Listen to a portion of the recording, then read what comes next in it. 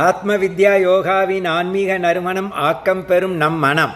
ஒரு குருவும் சீடனும் கோவிலுக்கு போகிறாங்க.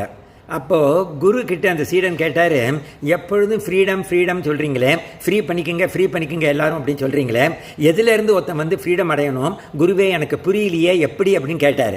உடனே குரு கோவிலில் உள்ள ஒரு தூணை 2 கைகளாலும் கெட்டியாக பிடித்து கொண்டு ஹெல்ப், நான் இந்த தூணிலிருந்து ஃப்ரீ ஆவதற்கு உதவுங்கள் என்று கூப்பாடு போடுகிறார்.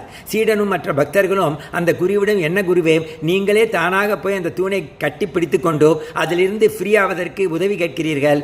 யாரும் உங்களை இந்த தூணை கட்டிப்பிடிக்க சொல்லவில்லை, அந்த தூணும் உங்களை பிடித்துக் கொண்டு இருக்கவில்லை. அப்படி இருக்க என்னை ஃப்ரீயாக்குங்க என்று கத்துகிறீங்களே, என்ன அர்த்தம் என்று கேட்டார். நீங்கள் தான் தூண் மீதுள்ள உங்கள் பிடியை விட வேண்டும், உங்களை நீங்கள் தான் விடுவித்துக் கொள்ள வேண்டும் எல்லாரும் கோரஸா சொன்னாங்க.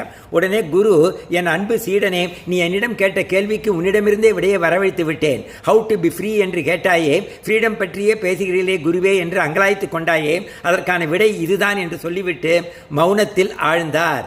டேக்கவே, மனிதன் பலவித ஆசைகளை அவனே உருவாக்கி கொண்டு அதில் சிலவற்றை அனுபவித்துக் கொண்டோம், அதில் திருப்திப்படாமல் அதே ஆசைகளை மீண்டும் மீண்டும் கெட்டியாக பிடித்து கொண்டோம், இன்னும் ஆசைகளை பெருக்கிக் கொண்டோம், அடைய முடியாமல் ஏமாற்றம் அடைந்து கொண்டோம், ஆசை என்ற சிறைச்சாலையில் ஆயுள் கைதியாக கஷ்டப்படுகிறான். இதிலிருந்து ஃப்ரீடம் பெற்றால்தான் அவன் ஞானம் என்ற சுதந்திர காற்றை சுவாசிக்க முடியும்.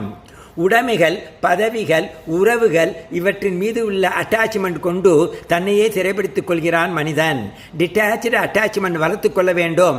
அதற்கு ஓனர்ஷிப் ஆட்டிடியூட் இல்லாமல் கஸ்டோடியன் கேர்டேக்கர் ஆட்டிடியூடில் அனைவருடனும் வாழ வேண்டும். இதுதான் ட்ரூ ஃப்ரீடம். இப்படி மனிதன் நியூ பாண்டேஜ், நியூ செயின் என்று மாறி மாறி அட்டாச்மெண்ட் வைத்துக்கொண்டு உண்மையிலேயே பிறவி கைதியாக வாழ்கிறான். இந்த மனித உடல், அதற்குள் இருக்கும் மனம், பல வருடங்கள் கஷ்டப்பட்டு படித்து சேர்த்து வைத்த அறிவு, இவற்றை அவைகள் மரணத்தால் மறைவதற்குள் மற்றவர்கள் நன்மைக்கு பயன்படுத்தி பற்று இல்லாமல் வாழ்ந்துவிட வேண்டும். இவைதான் மறுபிறவி என்ற சிறையிலிருந்து ஃப்ரீடம் கொடுக்கும். நமக்கு கிடைத்தல் திருத்தி கொண்டு நன்றி உணர்வை பெருக்கிக் கொள்ள வேண்டும். இது ஆசைகள் என்ற சிறையிலிருந்து ஃப்ரீடம் கொடுக்கும். இந்த பூமியில் எதுவுமே நிரந்தரம் இல்லாதது, இம்பெர்மனன்ட் என்பதில் மிகவும் நம்பிக்கை கொண்டு மறந்து விடாமல் வாழ வேண்டும். இது பற்றிலிருந்து ஃப்ரீடம் கொடுக்கும்.